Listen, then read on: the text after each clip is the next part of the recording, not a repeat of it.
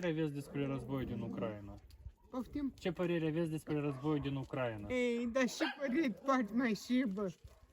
Ori și părere asta eu, nu știu, omul și-ala are inimă întrânsă, ori n-are, are copii, ori n-are, numai pe cât e omorât. Ar fi bine să susținem poporul ucrainean în lupta care o duc contra dictaturii lui Putin, Da. pentru că ei mențin un scut militar, atât pentru Republica Moldova, cât și pentru întreaga Europa, ca războiul să nu ajungă și aici la noi. Să mă întâi odată. Sunteți de acord cu aceasta? Da. De Și avem o acord. soare pe care o trimis în Ucraina către conducerea Ucrainei. Dorim să susținem poporul ucrainean moral și Așa. recunoaștem că avem un dușman comun care deja de 30 de ani a ocupat Transnistria, Da, așa da. cum a anexat Crimea, Donetskul, Luganskul și Zaporojia. Da, mă, tot am înțeles că vreau să vin aici în Pridnistrovia, spui el armată încă.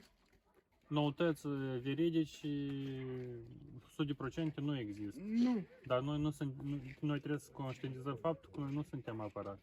nu suntem afară. De exemplu, dumneavoastră, despre armata noastră, ce puteți spuneți? Avem o armată Și armata e mică, armata nu, doar nu. 6.000 de soldați nu e avem. cum a fost odată.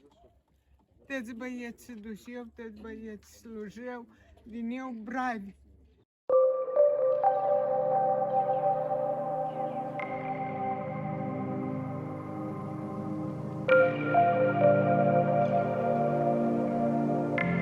Sunteți de acord să susținem Da. Ucraina? De exemplu, despre armata noastră, noi avem o armată de 6.000 de oameni.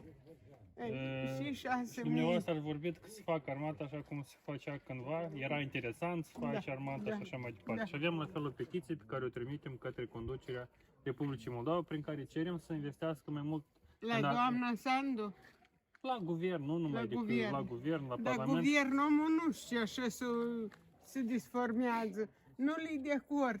Oamenii ăștia care sunt de rând, o muncit, ea ca eu. Am 70 de ani. Am muncit. Am lucrat pe unde numai nu m-au trimis. Și aveți o pensie mică. Mai ales cu prețurile care acum s-au Da, ridicat da, și așa mai ia ca departe. așa, ia poți faci cu astea 2000 câștigi a mânca și vrei să te lecuiești. Dar despre armată vorbeam despre armată, să avem o armată profesionistă, să avem rezerviști pregătiți, tineret pregătit, care să aibă o mentalitate. Să nu mai și război.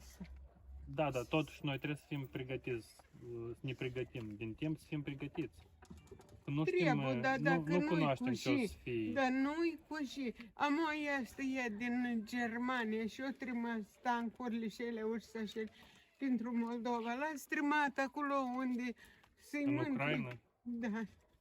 Ei, Ucraina, toți sărași sunt Vedeți că niște noi tot oameni ca noi. Noi suntem următoarea țară care, dacă ajunge aici războiul, și noi trebuie să fim pregătiți.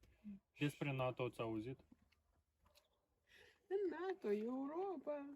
Cunoașteți? Cum? Eram tânăr în plășetet și citeam toate gazetele. Cunoașteți că NATO este o organizație militară defensivă Da, și Republica Moldova, la momentul actual, este partener NATO. Și NATO. noi avem anumite colaborări cu această organizație și așa mai departe. Dar care e cel mai principal? Că articolul 5, de exemplu, la NATO spune că dacă un stat membru, ca de exemplu majoritatea țărilor europene, sunt membri NATO, și dacă un stat este atacat, restul statelor sunt obligate să-l ajute în rezolvarea conflictului pașnic și numai apoi... Vă mulțumesc frumos că m-ați informat.